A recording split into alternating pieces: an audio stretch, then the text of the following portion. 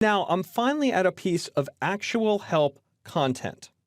You can see a detailed explanation for uploading longer videos, and on the left-hand side, this has become a contextual menu that gives us a number of other choices for related topics. I want to go back to Help Home just to see some of the other choices. From Help Home, we have a number of Getting Started links, which are separate for beginners, and then we also have additional resources on the right-hand side. You can see things like current site issues, which is going to be updated frequently, as well as a glossary, and one of my favorites is the YouTube product forum. We've now jumped out to a full Google group forum, and I like this because this is where YouTube users come together to discuss things.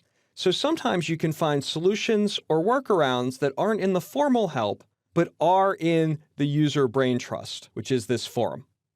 This is as good a time as any to remind ourselves that YouTube is a web application. That means it's always changing, that help on the site will be updated when other resources maybe are not, and that user-generated content is so powerful here because there are millions of other users out there using YouTube and helping each other. I hope any questions that I don't cover you can answer for yourself with YouTube's sophisticated help.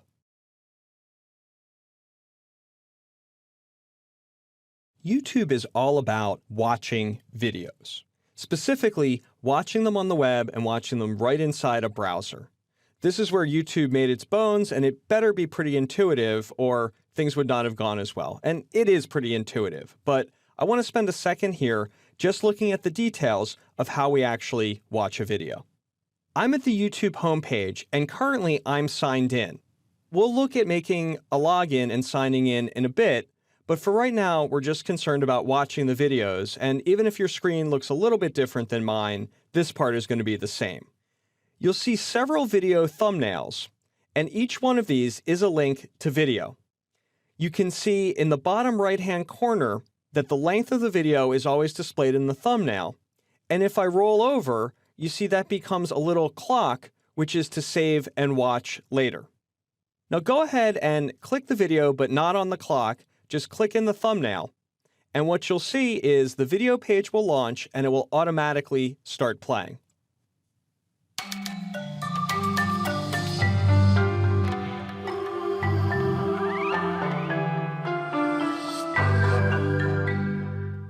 I'm going to go ahead and pause so we can talk about the interface some. But it is important to realize that when you click that thumbnail, you're not only going to the video page, but in fact, it's going to play. So I paused right down here on the play pause button, and you can see if I click it to play, it will become pause and vice versa. As I move to the right, we have volume control. We also show how far into our video we are, so we're 11 seconds into our 7-minute, 26-second video. And here we have a lot of detailed information about how the video displays. So closed caption for people that are hard of hearing. We have our quality setting, and different things will be available depending on your video. We'll talk about all of these from the point of view of someone creating the video and what all the numbers mean. But for the end user, you either want to be in auto, or you may want to click the highest quality that doesn't cause any playback problems. So sometimes on low bandwidth, if you go all the way up to HD video, you'll see some staggering, in which case you'd want to switch back to auto or one of the lower settings.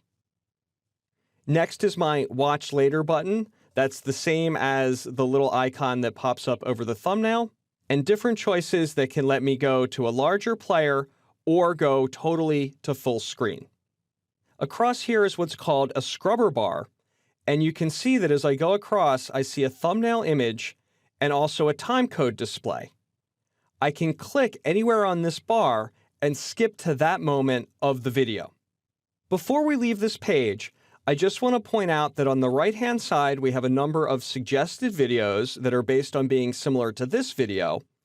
And as I scroll down, I have a number of choices that get us to interacting and sharing videos. I have a share choice, I can leave a comment, and things of that nature. We'll get to all of that in a bit. Playing video is just the heart of YouTube. A large percentage of people also share videos there, but it's safe to say that every single user of YouTube at one point or another uses it just to watch video. Watching videos on YouTube is pretty straightforward. But how do you find the videos that you want to watch? Well, we have some options there, but one of the simplest is just browsing for them. So let's look at our options in that area. You can see I'm on the YouTube homepage and I'm not signed in. When you come to YouTube not signed in, it'll look pretty similar to that, but the content itself will probably be different depending on what day it is. That's essentially what we're going to start talking about, is browsing content. You can choose any of the thumbnails that are available and jump right to the video, but if they don't appeal to you, you can also continue to browse down the left-hand side. So you can see that popular on YouTube is already highlighted. And in fact, the homepage has what YouTube calls a channel. Other channels are music, sports, gaming, and etc. And those are the YouTube automatically generated channels for browsing. Then you have specific channels that are made by users, and these will be suggested to you below. I'm going to go ahead and click Browse Channels, which is an obvious choice to start browsing. But what you'll see is I'll just get a full page that is pretty much the same as this bar here. Sure enough, this is similar choices, but you can see that the YouTube generated channels here at the red icon, and then other channels that they are featuring. When I click through to a channel, it's pretty much more browsing.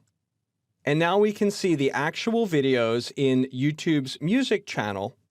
There's also a handy menu here that lets you choose between browsing, which we're doing now, that is, seeing popular things pop up so we can choose, and feed, which is going to organize this more like a blog with the most recent items first. For browsing, we probably want to stay in browsing mode, which will help us see more content, not just the most recent. If you click on one of the user-generated channels, you see something very similar. In this case, we have a featured video, but we can also go to more videos and change modes from browse and feed. Now we see a lot more videos on this particular channel. I think it's safe to say browsing is one fun way to use the site. Browsing for videos is nice and it can be fun, but what if you're looking for something really specific on YouTube? In that case, searching for your content is probably going to be a better bet. You'll notice that I'm on the YouTube homepage and I'm not signed in. If you're signed in, the page will look a little different to you, and the page may look different anyway because YouTube changes pretty frequently. You can see at the top of the page there's a search bar, and we can expect that to stay pretty consistent, especially because it reminds us of the Google interface, and YouTube is part of Google. I'm going to type in what I'm looking for here. You can see that I get some dynamic suggestions, and they're likely to be helpful ones. In this case, I'm just going to search for lynda.com, and then we can narrow further later. So here I see a number of results of my search, various videos put out by lynda.com that I might want to click. I can choose one of these, or if I still haven't found exactly what I'm looking for, I can also narrow the search up here with these handy filters. I can choose by upload date, so if I want something more recent within the last week, now it's only 1 day ago, 2 days ago. And if that's still not enough, I can continue to filter, and I can say I only want short videos. Again, my list is updated, and now I have only recent and only short. I can continue to filter or add other search terms to find exactly the video I want. And as we're already familiar, any one of these links or clicking directly on the thumbnail will play my video, or I can click the clock to watch later. Like a lot of things on YouTube, searching is pretty much what you would expect. It's powerful, intuitive, and the fastest way to get to the content that you want. Now that we've watched some videos on YouTube, done some browsing and some searching, if you want to go any further on the site, you really need to sign in. There are two basic reasons to sign in. One is to participate more deeply with the video content. Make comments, like videos, save videos for later, and things like that. And the other reason is probably the most exciting thing about YouTube, which is posting your own videos. So to get to any of that exciting content, we need to sign in. I'll show you how it's done. We're here on the YouTube homepage, but currently we're not signed in. And I know that because I have a button on the top right that says simply sign in. If I click that button, we're going to have a couple more choices. So we can fill in our email and password. And if you have a Gmail account, you actually already have a YouTube account and can sign right in. I'm going to fill out my Gmail account and password in just a second, but I also want to point out this button here that if you're new to YouTube, create an account. If you're totally new to YouTube or new to Gmail and you don't have a Google account of any sort, you would create an account. But I want to be very clear about this. As it says right here, your Google account is more than just YouTube. What you're doing here is creating a Google ID, also known as a Gmail account, which will be used to sign in to all of Google's services. So that would include Gmail, Google Drive, Google+, everything of that nature. We don't have any choice about this. You can't have a YouTube account without having a Google account. That's just how it works these days. Let me back up and just sign in with my existing Google account. We get a special welcome message from YouTube because this is the first time that we've signed in. It's basically suggesting some categories for us that we can surf around to, but that's not the most exciting thing about being signed in. So let's go ahead and close this. Suggested channels, and we'll go ahead and cancel because I want to navigate myself. And now we can see what the site looks like when you're logged in. In fact, I want to go back to YouTube Home. And we have another message. This message up here is a special message for a new user, but really we've started to customize. So far, YouTube doesn't have too much information to customize for us, but as you start to surf more videos, you'll see that this page will adapt to your interests. And you'll be able to interact with the community more by liking videos, commenting on videos, and eventually adding your own videos. Now that we're signed in to a YouTube account, there are a number of other possibilities that are opened up for us. And some of those have to do with what academics like to call participatory culture. That is, having a conversation online. What are the things that you like and why do you like them? Let's look at liking videos and also commenting on videos. As you can see, I'm on a video page, and you can do this on any video page at all, but I am on the final content video page. And you can see that I have a number of buttons here, and we'll go over all of them eventually, but specifically I wanted to show you like and also dislike.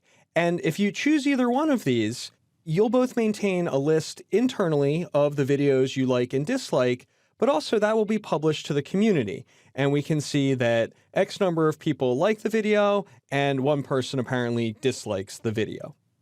This is one way that we communicate with our community. And the other way, if we scroll down a little bit, is to add comments. So here we see some top comments, and we can add a comment of our own. First time we leave a comment, we're going to get a little warning here to let us know what's going on. It's the first time we're leaving a comment with this login, so we'll say, okay, I'm ready to leave my comment. Lynda.com is an on. Let's pause that. And now we can write something to our liking. Remember, once I post this, the world will see it. So think before you write. You don't want to publish without really thinking about it.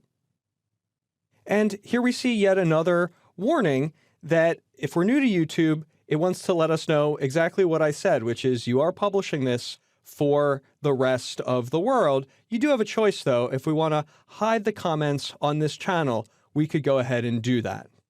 We'll go ahead and publish this. Now we can see a couple of things. First of all, we have a message up top that, in fact, our new comment was saved, and we can also go to channel sharing settings to control that further. We'll look at that in another movie. And if I scroll down, our new comment has in fact been posted. A big part of the fun on YouTube is interacting with the community.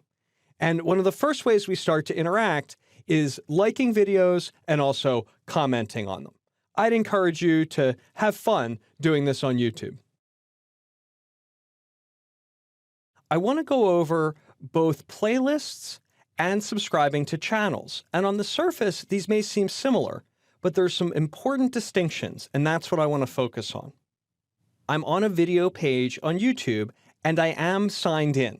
Because I'm signed in, there are a couple possibilities that aren't there when you're using anonymously.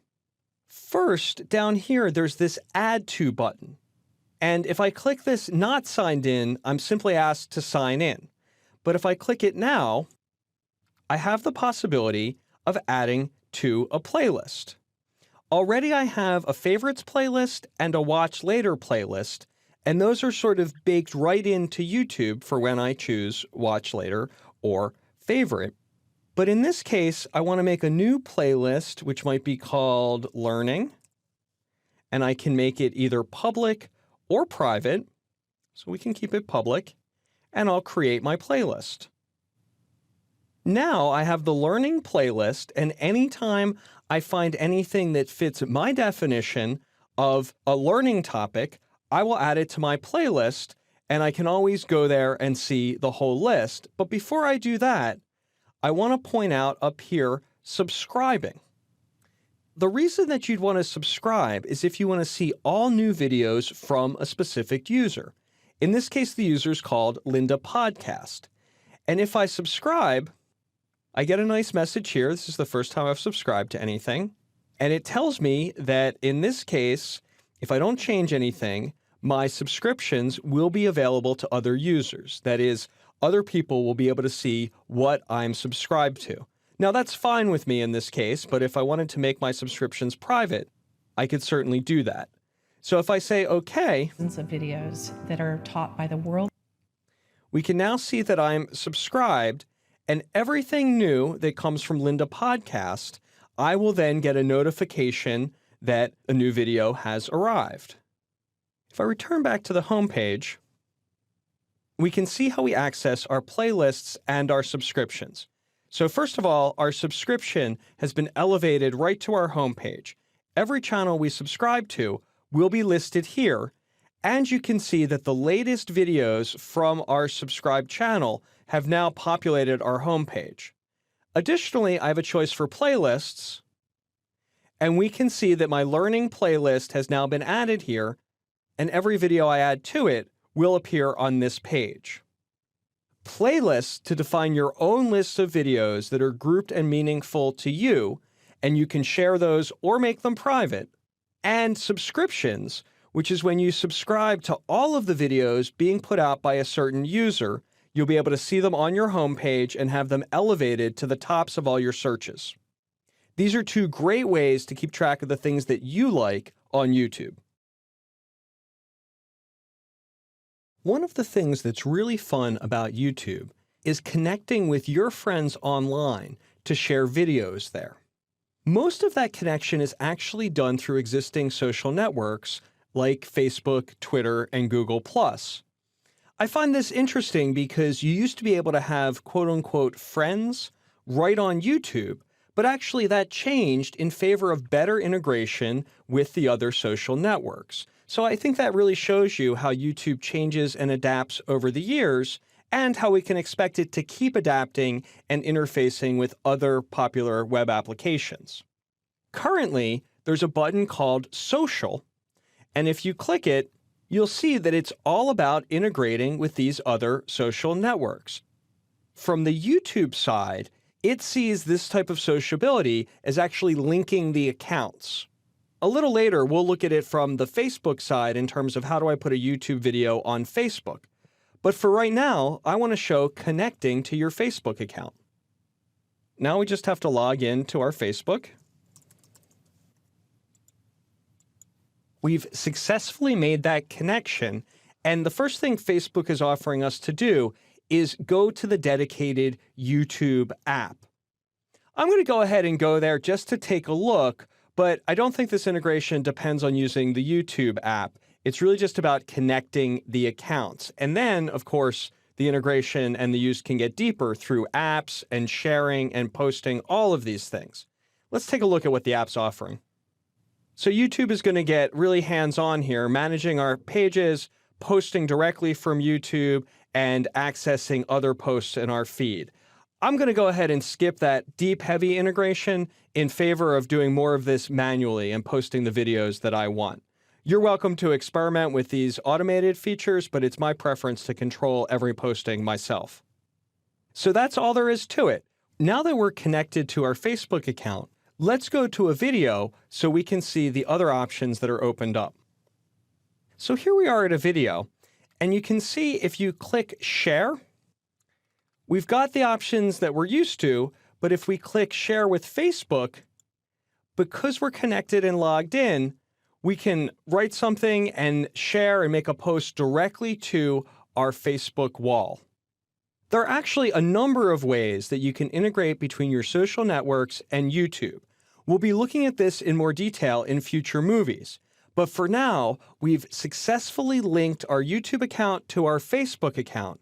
And this linking to other social networks is the core of how we socialize on YouTube. Now that we've been using our login on YouTube, we've seen a few times a link that we can change our settings. So before we're done here, I wanted to go ahead and look at all of the settings choices that we have. Up at the top right of the screen, you can pull down this little login menu, and you see you have a number of choices, some for your Google account, but some specific to YouTube. And at the bottom, it's the YouTube settings that we want to look at. We also have Google account settings, but that's not our topic right now. We want to look at the YouTube settings specific to our account. Here we have a lot of information where we can change certain things, including our password. We can upload a picture for ourselves. We'll look at mobile uploads later, but you can email to this special address to make your mobile uploads. This is the overview, and down the left-hand side here, we can see all of our different parameters. Our connected accounts will go to our social networks. Obviously, we've already connected our Facebook account.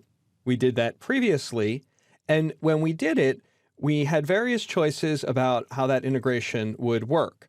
So we can choose to share each one of these activities or not. Every time we add a video to a playlist, every time we upload a video, comment, or like, it will report or not report to our social networks depending on how we set this up.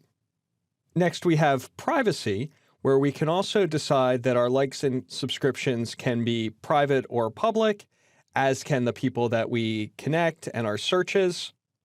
Here you can control how frequently YouTube sends you emails, and you can micromanage exactly what those notifications are for. You can also get a newsletter from YouTube, and if you don't like any of these things, you're tired of getting so much email, you can simply uncheck them. And finally, you have some choices for default playback. Although you can control each one of these things on an individual video, this is your default for your account. So if you know you're on a low bandwidth connection a lot, you can have YouTube not even try to play that high bandwidth video. If annotations are annoying to you, you can turn them off, and you can also decide to always show or never show captions. That's a deep look at the YouTube settings that come with having a signed-in account. Many of these things are controllable from other places, but settings is where you can control the defaults for your entire account. YouTube is all about sharing videos, and so far we've watched and listed and liked, but now it's time to upload our first video. I've already prepared the video, and in future movies we'll look at some details about how to edit and compress prior to upload. But in this movie, we're just going to do the steps inside YouTube to upload a file that already is prepared, or at least in a form that can be uploaded to YouTube. We're here on the homepage, and you'll notice that I'm already signed in, which is going to be totally necessary. So if you're not signed in, you might want to sign in now. And then I'm just going to click Upload and get a very simple interface to do this. You can see along the right some more advanced ways of looking at video, so capture direct from a webcam and create a slideshow, even use the built-in video editor. But what I want to do is just upload a prepared video. So as the instructions say, I can drag my video right to this hotspot or click and browse for where it's saved. So I'm going to click and browse for where it's saved. To refresh, it's on the desktop, exercise files, chapter 3, and the one we want to use is farmtotable.mp4. We can see some parameters of the video, but again, we're going to take some time to really prepare these videos in future movies. So just choose this. I know that it works. Here we can see the progress of our video uploading. Even while it's uploading, we can go ahead and start to fill in some metadata. We have the file name here, but we don't need these underscores. And for each area, a description and tags. These are things that will both help users find our video. If we fill in something like, every piece of metadata that we put in makes our video more searchable and more findable. Now we can see that our video is all done uploading. Upload is complete. We have our live link. We'll look at that in a second. But I also want to show that we have some choices for thumbnails, and these come from our video. So they won't be available until the video is done uploading, and then we can change which is our thumbnail. And remember, the thumbnail is that initial poster frame that will show up as the link and the shortcut to our video everywhere on the site. I like that one as our thumbnail. Everything we do here, you want to save changes, automatically saved for me. And now let's just take a quick look at the video.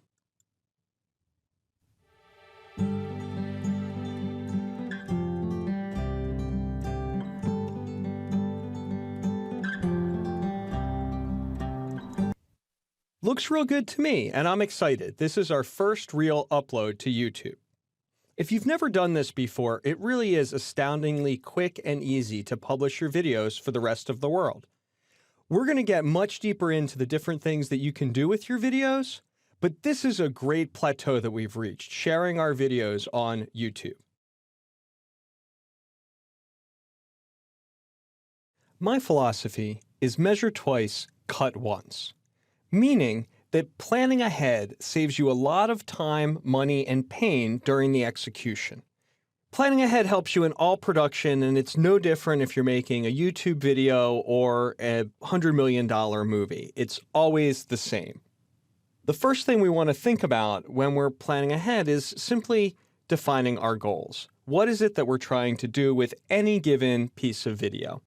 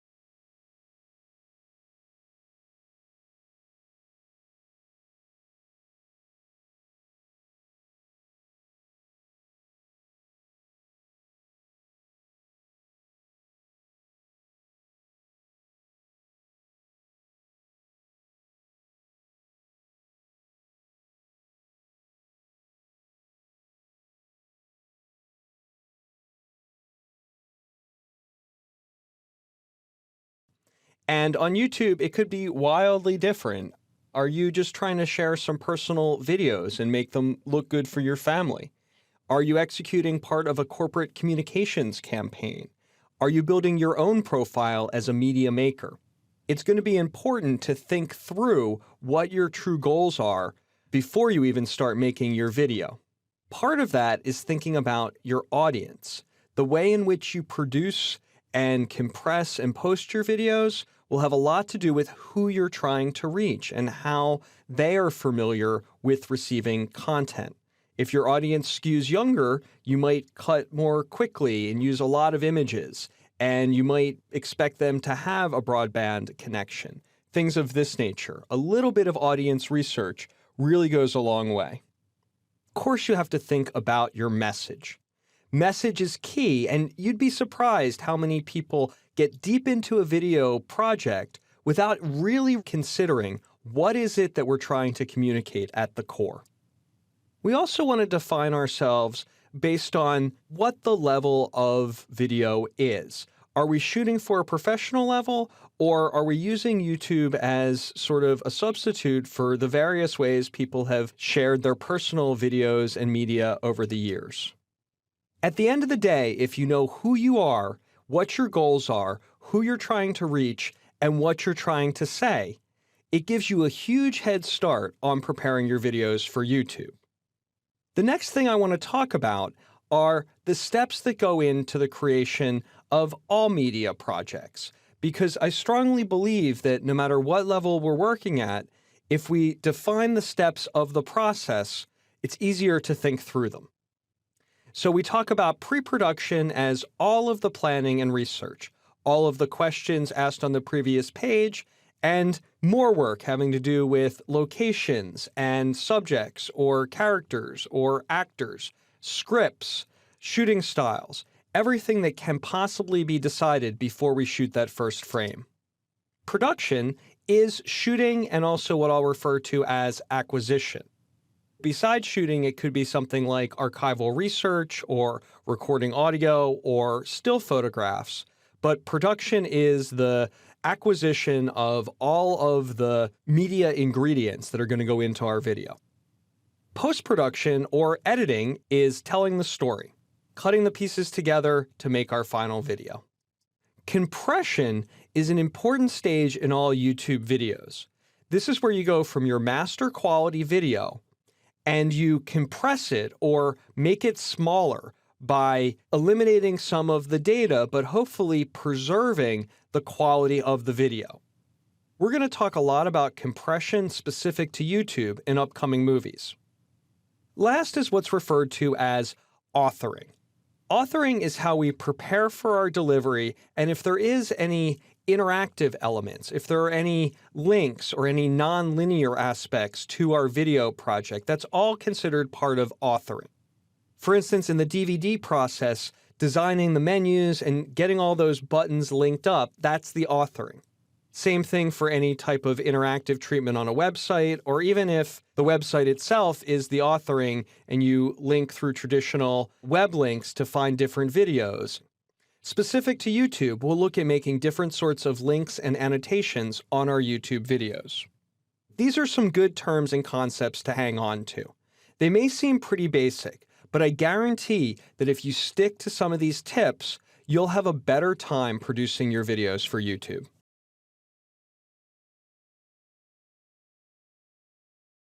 And I specifically want to talk about and think about shooting for YouTube, or what we sometimes call today, shooting for small screens. And I want to be careful about the way I talk about it, because it's absolutely true that these days YouTube is used just to distribute full-size content that hasn't been particularly prepared for YouTube at all.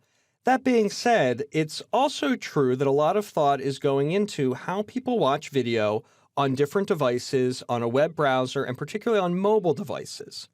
The term of art for that is small screen shooting, and I do want to look at some tips that are particularly valuable if you're shooting for the small screen, including YouTube. One way to think about this heading in is just to understand where you're placing yourself in terms of the context of your shooting. It does matter sort of what your audience is expecting. So if you're shooting as a professional and you know that it's a professional product at the end of the day, that sets the expectations. And especially for a small screen, you do want to be careful about a number of the tips that I'm going to give you on the next slide. If you're a hobbyist, the bar might not be quite as high. It might be the case that you've got different sorts of shots that just work, and you put them on YouTube the way they are, and that's that. Some of these tips may not really apply to you unless or until you're thinking specifically about shooting for the small screen. And finally, a lot of people are crafting themselves as a new media specialist. someone who is really thinking about all the aspects of the media, the social aspects, how it will be embedded, interactive, participatory aspects, in which case, again, I would say that the bar is very high. And also, you may very much be thinking specifically about the small screen in your production. Depending on where you're coming from, you might put more or less time into specifically thinking about small screen production. But if it is something that you want to focus on, the following tips would be very helpful. So when shooting for the small screen, always use a tripod. I personally think that using a tripod is a good idea in most cases, but a lot of things that will look acceptable, moving shots and a certain amount of shaky shots that seem to add life to the video, will actually become more deteriorated when compressed for the web, and you may consider not using that moving style and instead using a tripod. Again, this is going to be more true on a true small screen than someone that's just using YouTube to watch a big video. Similarly, plan to not move the camera too much. A lot of big waving shots or pans, tilts, just a lot of movement in the shot becomes more distressed upon compression. So even if you might choose a moving shot, if you're shooting specifically for YouTube, specifically for the small screen, you may consider a more static shot. Don't ignore lighting. No matter what level you're at, no matter what lights you have or what equipment, try to at least pay attention to the light that's going on in the environment. This may mean just raising the shades to get more natural light. It may mean choosing an outdoor location. It may mean choosing an indoor location if the light is too strong. But don't just give lighting a pass because you're using an inexpensive camera or you're shooting for YouTube. Just focusing on it will make a huge difference. The same goes double for audio. If you can use a real microphone, do it. If you can monitor audio with the headphones, absolutely do it. Bad audio is very distracting in any video. If you don't make it a priority, you may wind up with audio that's not really usable. One of the things I really like on a small screen is to use a tight framing like close-up, but a wide-angle lens. We call this sometimes zooming with our feet, because with a wide-angle lens, if you want to get close, you have to physically get close. But the results of these shots can be very nice. You'll have a close-up with someone's face. You also have a nice steady shot that comes with using a wide-angle lens, and the background will appear in your shot. It will actually be somewhat exaggerated by that wide-angle lens. So even though the person's in close-up, you'll still be able to see some details out of the background.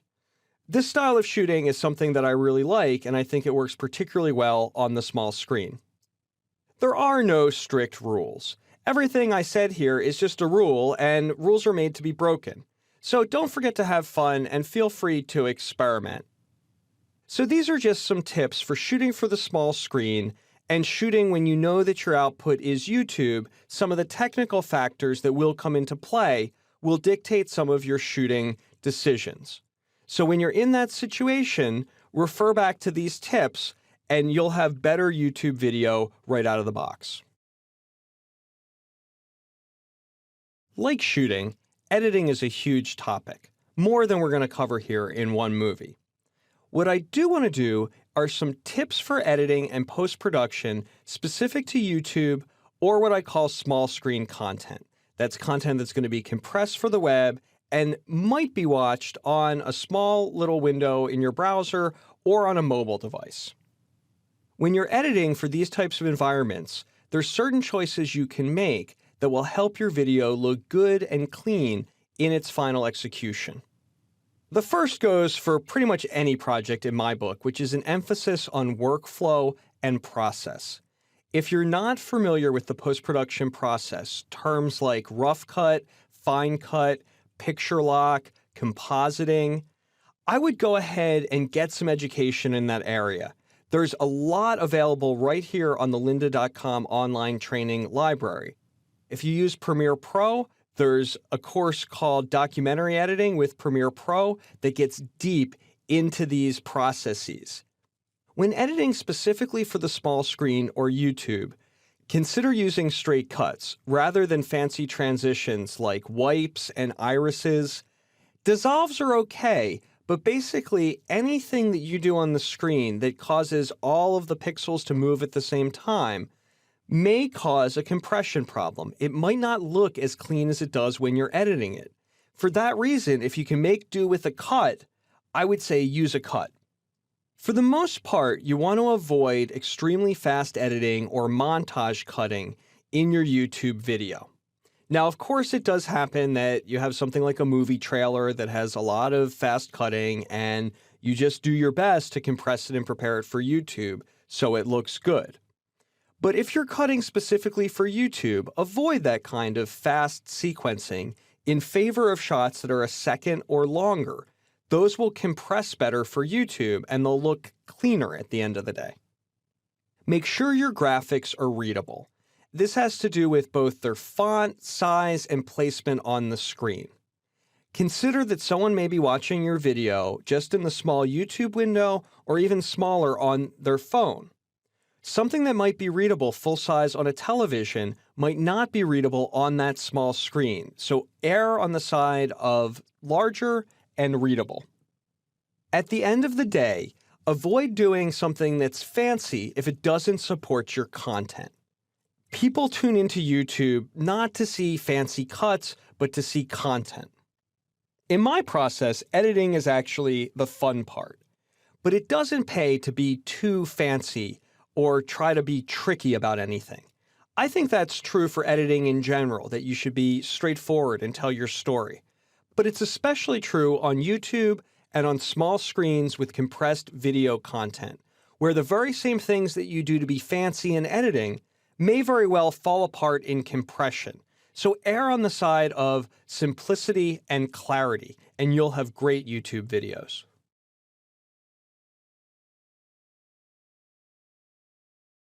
Why are people going to watch your videos on YouTube?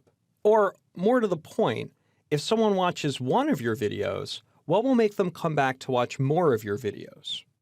In this movie, I want to offer some specific tips on branding or creating a brand identity on YouTube. There's a lot to be said on this topic, and some of these ideas will filter through some of the other movies in this course, as well as a course on using YouTube for business and marketing. But for starters, I want to start with some ground rules about how to think about branding and identity on YouTube. There's a lot of noise out there on the internet, and the first thing I would encourage you to do is have a point of view in your videos. There are so many YouTube videos out there that if you don't start with a strong point of view and identity of where you're coming from, I think everything else follows from there. And if you don't have it, I'm really not sure where you're going with your videos. So think about this. Where are you coming from? Once you understand your identity, be consistent about it. If you create a video that has pop-up words that come up and inform what you're saying, or a certain type of music or editing, try to stay in that style or evolve that style rather than making your next video totally different. Connect with people on YouTube and online in general. Send your videos out, share them, like other people's videos, comment on other people's videos. Certainly, you can't develop much of a brand on YouTube. It's such an interactive community without making connections. This is incredibly important both on YouTube and on the web in general. If someone likes your stuff, they're going to come back and look for it. If you don't put out anything new for a while, they're going to stop coming back to check, and that's a problem. So be consistent about putting out new material. At the end of the day, YouTube is such a democratic media environment. Be yourself. Let yourself shine. That's the best way to attract the type of people that will really be your online audience. It's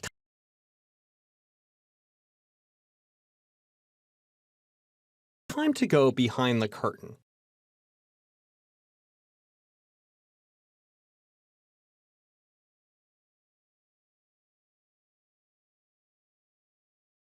And really talk about how this technology works. YouTube is not particularly complicated for the end user, But if you know sort of the way it thinks, what's its general technical process, you're going to be more effective at posting your own videos. This diagram indicates the steps in posting a YouTube video, and there's really one important point here, which is that your video is compressed twice on YouTube. We start by making the video. Then before it can be uploaded to YouTube, we do have to do some compression on most videos.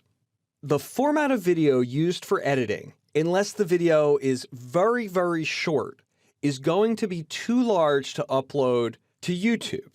When we compress a video file for uploading outside of YouTube, we try to actually make a file small enough for the end user and not detract from its quality very much. But when we compress for YouTube, our goals are different. We want to maintain as much of the quality as possible because we know that YouTube is going to do another step of compression before it actually makes it ready for streaming or download. This may seem a little complicated at the moment, but we're going to go through all of the steps that you need to know for how to compress these videos properly.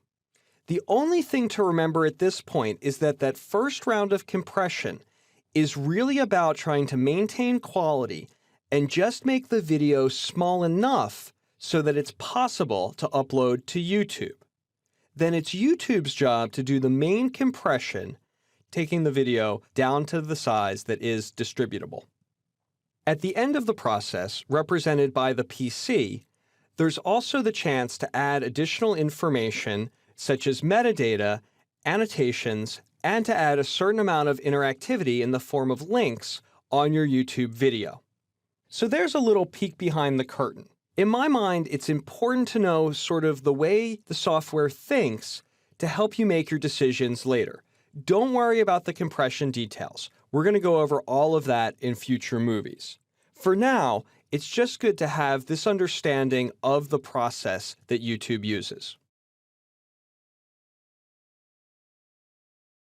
MPEG, MOV, AVI. It's what we call formats, and it's really not that bad. Here I am on the help page that lists all of the supported YouTube file formats, and let's define that word right now. A format is a type or a flavor of video.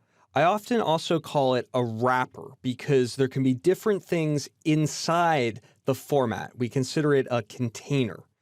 Each of these, except the last two, are also extensions. So .mov is a QuickTime movie, and .mpeg4 is an MP4 video.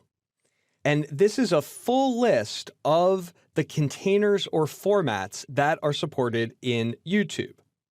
If your video is not in one of these formats, you need to go through a process of changing it into one of those formats.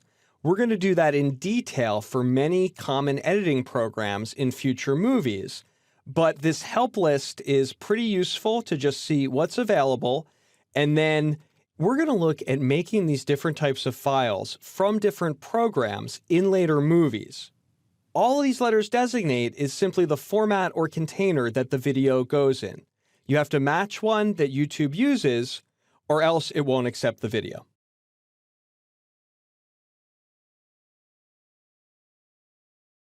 Now that we're comfortable with formats or the containers that we can put our video in, we need to go a step deeper and look at what's really inside those containers, what are generally referred to as codecs, or a mashup of code, decode, the algorithms that actually make the digital bits and bytes into the video image. There's a very useful page on YouTube that has all of the settings details, and I'm going to navigate there so you know how to find it. I'm going to start with our familiar Help menu, and then I'm going to go to Explore Help to get the full help page. The settings page is in the Using YouTube section, and it's under Upload Instructions and Settings.